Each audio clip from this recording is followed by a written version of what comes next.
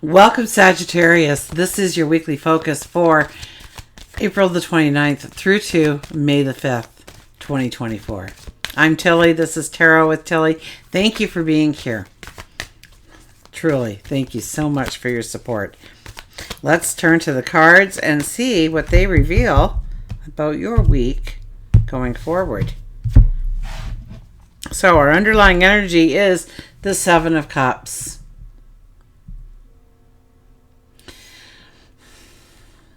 The Seven of Cups says we really can't rush in what we want and what we don't want right now.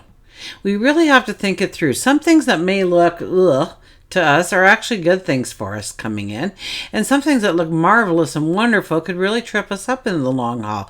So we really have to pay attention to what cup we are grabbing here. Now, right now we are looking from the bottom up. So we're only seeing the bases of those cups. And we're more apt to pick the shinier one, aren't we? Or the biggest one, perhaps. But that's not necessarily the right choice for us personally. So we really have to gain an understanding about what truly makes us happy, brings in joy, allows us our self-expression, our creativity to flow. What brings in love and happiness and joy. Where we want to see the success in our life, where we want to see the growth in our life. Before we come to any grand solutions here, okay? And we are in full moon energy, so it really isn't a week where we want to step into new beginnings, but rather we want to formulate them in our mind. We want to grow the thoughts so that when it comes time to put it into action, we have a format. I hear a gray matter format. A gray matter format. So in our minds, we can see the potential of our path and some of the things that we must do in order to open it up. And if we truly do want to open that up to ourselves, our first card is the Three of Pentacles. This is a frequent flyer. I think almost everybody has gotten the Three of Pentacles here. And it's about rolling up our sleeves and getting to work. We're the artist are tomorrow. We are the creator. We hold the paintbrush in our hand. So I see that as once upon a time just being a big rock. And we've come across it with our paintbrush, our toolkit of paints and brushes. And we have started to paint our future. We have started one brush stroke at a time to create exactly what we want to step into. Now, as any painter knows, you start with the background first and you work your way to the present moment, the things that are closest to us. So right now we're working on the background. We're working on our happily ever after, our best life ever, and really imagining it for what it is and putting it in there one brush stroke at a time. You notice that we have not painted the path forward yet. That is to come. So we need to roll up our sleeves. We need to get to work. And trust me when I say you have to do your very best each and every day during this time. Even if you think no one is watching, somebody is taking notes. Somebody is watching who you are, where you are in your path, what talents, what abilities you bring to the table. So make sure that you are doing your best each and every day, putting your best foot forward in the creation of your dreams, of your goals, of the mundane even, of what you do day in and day out. We have the Wheel of Fortune. This is talking about the seasons changing, about a new energy coming in, a lighter energy coming in. It's a time when you need to start dreaming of the big picture, of growing the big picture, of journaling your next chapters. Through meditation, through actually writing it out, through just being in thought. Go sit on ocean shore on a rock and just listen to the waves ebb and flow, crash in and sail out again from the shoreline as you imagine your life going forward, what you want to experience, where you want the happiness, where you want the joy, where you want the prosperity and abundance. We have the Six of Swords telling me that it is time to go into uncharted territories to discover new lands, so to speak.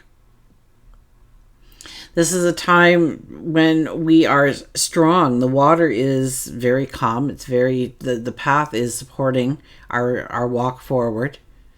The swords in the front of the boat denote our strengths, our knowledge, our wisdom, our courage. The person in the boat, well, they have their back to us, first of all. So they are more forward thinking. They are looking towards the future. We are looking behind us. We're getting caught in our yesterdays of not being able to really push off from shore in the way that we want to go, in the way we're being, invited to go. It's time to go forward. The person in the boat is our shadow self saying it's time to move forward. It's time to go into uncharted territories. It's time to get a little uncomfortable in life again, because we're going to come across vast journeys and opportunities, but and the word's eluding me. Sometimes it's really hard to take the picture or the thought they're giving me and put it into actual words. But it's an adventure into your tomorrow. This could be something that has been a destiny, or something that will be your legacy one day. That you've been preparing for this trip into the unknown for a very long time, even when you weren't aware that you were preparing for it. Maybe you don't even realize now that you were preparing for this moment that's coming at you.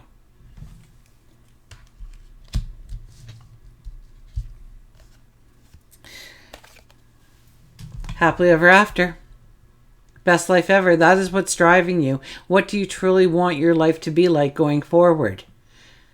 Take away the limitations. Take away the what if, and make it will be. Take away the worries and the doubts and the concerns and the fears and the anxieties, and what do you end up with if you can take away all of that?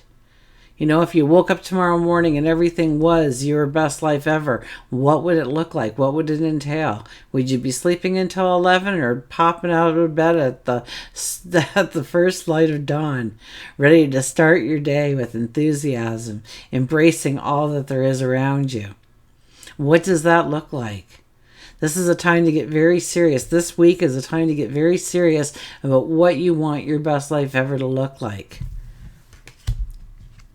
And we have the Seven of Swords underneath. There is a little bit of imbalance in you, okay? Chakra clearing, Reiki, yoga, maybe just getting into some physical exercise, or maybe delving deep into a hobby or something that you really enjoy doing.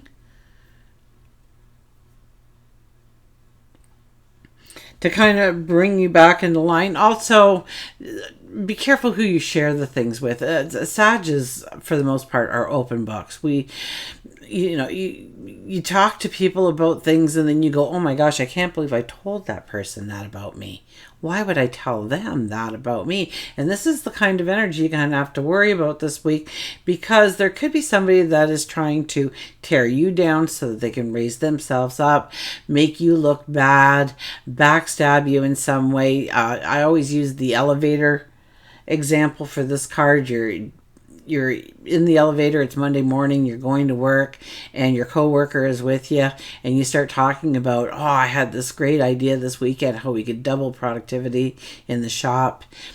And they're just nodding in approval and saying it's a great idea. And yeah, as soon as I go to the washroom, I'm going to come right into work. I'm going to talk to the boss right away. I'm going to go freshen up first. And by the time you hit the office, there is your buddy from the elevator shaking hands with the boss, because they just sold it out from underneath you. And they're getting the pats on the back. They're getting the new project. They're getting the raise. They're getting the promotion. So be careful who you're sharing things with. Also, this is a card that says make sure that you are only taking with you what you truly need. Get rid of the junk. Get rid of the clutter. Get rid of what no longer supports you, has value in your life. It's only going to trip you up. It's only going to slow you down. Okay, work and career. We have the King of Wands and the King of Swords, two kings. So this is definitely a week where you are the master of your reality when it comes to work, when it comes to career. First of all, there's an enthusiasm about you. The King of Wands is one of enthusiasm. He usually shows up underdressed. His crown is usually crooked if he's even wearing a crown. He's definitely not wearing that crown that they wear on special occasions to really look king-like. He just wants to get to work. He just wants to start doing. He wants to start inventing and creating and exploring and learning and doing. And then we have the King of Swords. The King of Swords is very hyper-focused on where they want to go, what they want to do. So, this is a week where you can really get some strong headway into where you want to go, the projects that you want to pursue, the dreams that you want to embrace, and start making that plan, start making that strategy for your life going forward. Give it some thought, put some detail into it. Attach yourself to the emotion. How do you feel in the present moment when all of it comes together? Here we have the sword in our hand in the first position. We are not afraid to use it. If something does not agree or contradicts where we are going, we will cut it out quite quickly. This is a time when we could step on other people's toes, ruffle people's feathers, so to speak, without even realizing that we are creating some kind of havoc or discontent with other people. So try and keep the lines of communication wide open when it is you going forward. So, you might be putting in the overtime in order to get that promotion, but you haven't conveyed that to the people who love you at home or your friends that you normally get together with. And they've got 1,001 reasons why you're ignoring them, when you're not ignoring them at all. You're just putting your effort, your focus into a different area of your life for a short period of time. For love and relationships, we have the Hangman. And we have the Four of Wands. Well, wow, we could have wedding bells here. Absolutely. Engagements. Growing the family in some way. Growing this could also be home and family. This could be your home. This could be you're decorating or redecorating right now, or you're looking for a new space to live in. You're moving houses and homes, so to speak. That could be a part of it in order to bring in joy and happiness. But these things, you need to really sit there and think things through. You almost need to take a step back and observe your relationships, your close relationships, and what do they offer you? How do they support you? Are they your cheerleaders? Would they take a bullet for you kind of energy? We really want to understand what roles people play in our lives, where we want to strengthen the bonds, where we want to strengthen the relationship, grow the relationship deeper, and where we may need space. But for the most part, I see connections being made here, partnerships being made here, new friends coming into play here. Joy, celebration. I think there's a lot of communication that'll be happening this week when it comes to other people and growing those bonds and strengthening relationships. If you are single and you've really been thinking about somebody, that actually could be somebody that you will be walking the rest of your steps with going forward. We have Temperance. Having more by having less. Understanding the things that we need in our life to bring us true balance, not what the next door neighbor needs or the person halfway across the globe says you have to have in order to be happy in life, but what truly makes you happy, that makes you celebrate, that makes you curious, that makes you enthusiastic, which fills you with passion or motivation to do the things that you want to do. What are the things that weigh you down? What are the things that burden you? What are the things that stand in your way or limit you? These are the things that we want to leave in our rearview mirror. It is a full moon energy. It is a time for clearing these things, for leaving those things in the rearview mirror, leaving the past in the past, putting some kind of completion or ending on things. We have the Queen of Wands. Did we also have the King of Wands? We did. So we have a royal family here full of enthusiasm. She's a little bit more of a risk taker, and she's not as well protected as the rest of the royal family. So be careful of that. Weigh out the pros and cons. But you do have two other kings here. And we do have the Hangman. So you do have a lot of great energy for pulling it back and thinking it through. She's full of enthusiasm too. She wants to get going. She wants to design, create, allow her self-expression to flow. So this is a week where, you know, the more that you can feel lighter about your energy, feel that freedom, feel that liberation, feel a sense of enthusiasm and excitement in your world, you're going to be able to create that path that much easier. You're going to get those aha moments, those epiphanies for exactly what to do going forward in those next steps in order to realize your dreams, your goals, your desires, your passions.